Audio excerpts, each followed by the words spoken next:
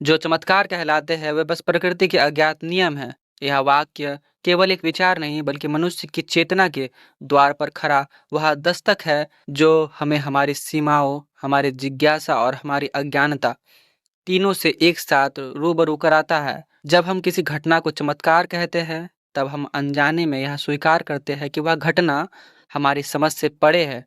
पर क्या कोई भी चीज सचमुच समझ से परे हो सकती है या बस अभी तक समझी नहीं गई?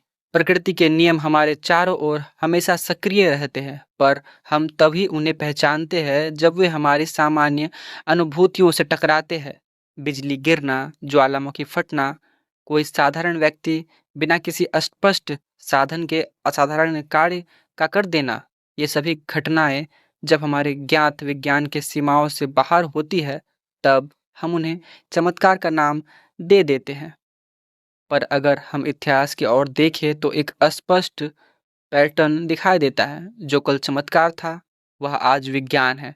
एक समय था जब सूर्य ग्रहण को राक्षसों का प्रकोप माना जाता था, आज वह खगोलीय गणना का परिणाम है।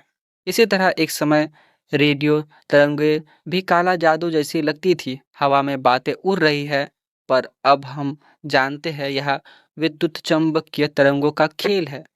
तो सवाल यह नहीं कि चमत्कार होते हैं या नहीं, सवाल यह है हम किस सीमा तक अज्ञात को जान पाते हैं। मानव मस्तिष्क स्वाभाविक रूप से कारण की खोज करता है। जब कारण का ज्ञान नहीं होता तो हम उसे दैवीय हस्तक्षेप का नाम दे देते हैं। इससे हमें अस्थायी मानसिक शांति मिलती है। यह एक प्रकार की सुरक्षा है। अगर हम समझ नहीं सकते तो कम से कम उसकी पूजा कर सकते हैं। यही वह बिंदु है जहाँ धर्म, लोककथाएं और चमत्कार जन्म लेते हैं। एक बच्चा जब पहली बार आग को देखता है तो वह चौंकता है। आग उसके लिए चमत्कार है। पर जैसे जैसे वह समझने लगता है कि आग कैसे बनती है, कैसे बुझती है, तब वह विस्मय घटने लगता है।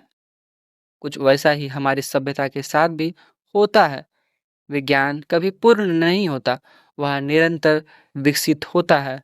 हम आज जिन भौतिक नियमों को अंतिम मानते हैं, हो सकता है वो कल बदल जाए।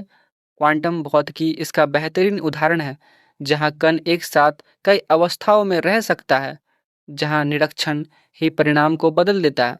क्या ये चमत्कार नहीं? यदि कोई आज से 1000 साल पहले आकर वाईफाई, एमआरआई या स्पेस एक्स की बात करता तो उसे मूर्ख समझा जाता या किसी चमत्कारी संत के रूप में पूजा जाता।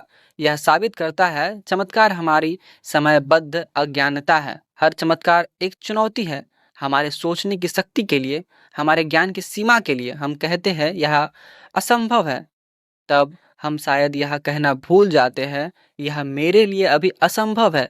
विज्ञान की प्रगति इस विचार पर आधारित है, जो असंभव लगता है उसे संभव करना। मानव इतिहास असंभव को संभव बनाने का इतिहास है। पृथ्वी गोल है, यह एक समय चमत्कारी विचार था। इंसान आकाश में उड़ सकता है, यह भी एक सपना लगता था। आज दोनों ही बात सामान्य लगती है। तो क्या चमत्कार वास्तव में होते हैं? उत्तर है हाँ, पर वो दैवीय नहीं, प्राकृतिक है। वे असंभव नहीं, अभी अज्ञात है।